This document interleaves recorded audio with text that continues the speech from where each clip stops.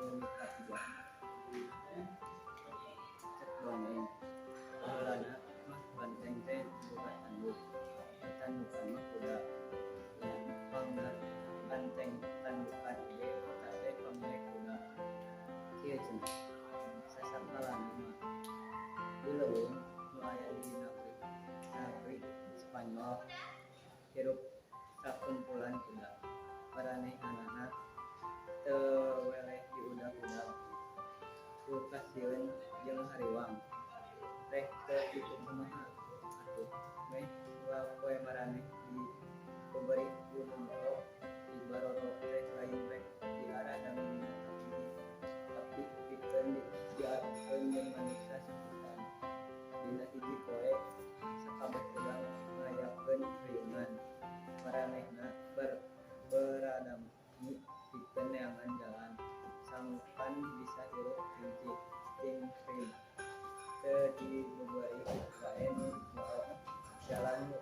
panghandena aya deui iwal ti urang kudu masrahkeun tanduk nu kacida pik hayangna ku satos sejen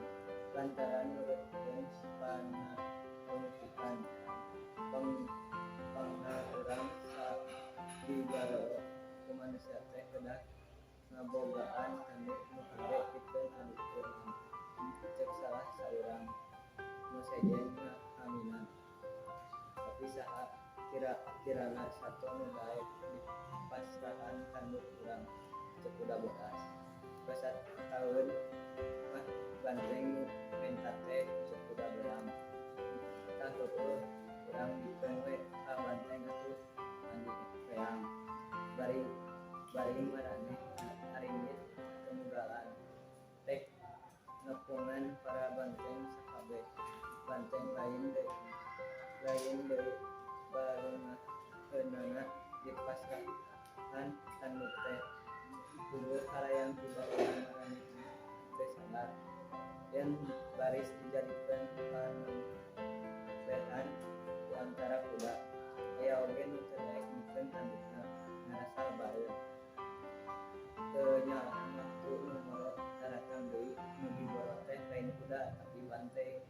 aya eta oge kuda nu diberi nyaeta kuda nu daek mikeun tandukna tea ti saprak harita kuda nu geus taya tandukan teh bisa hirup halayan cingcing di eta leuweung lantaran nu Moro teh pindah jadi Moroan banteng sedeng kuda nu teu daek mikeun tandukna tea nasibna kacida mata watirna kubaturna teu dipalire sabab geus ngalanggar hasil pegadangieun atuh ku banteng pon kitu teh keneh puguh lain bangsana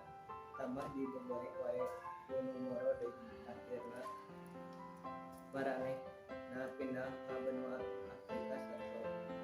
nu awakna kuda teh tanduk teh dingaranan satu GNU tah kitu sasakala banteng pangna boga tanduk teh. Assalamualaikum warahmatullahi wabarakatuh.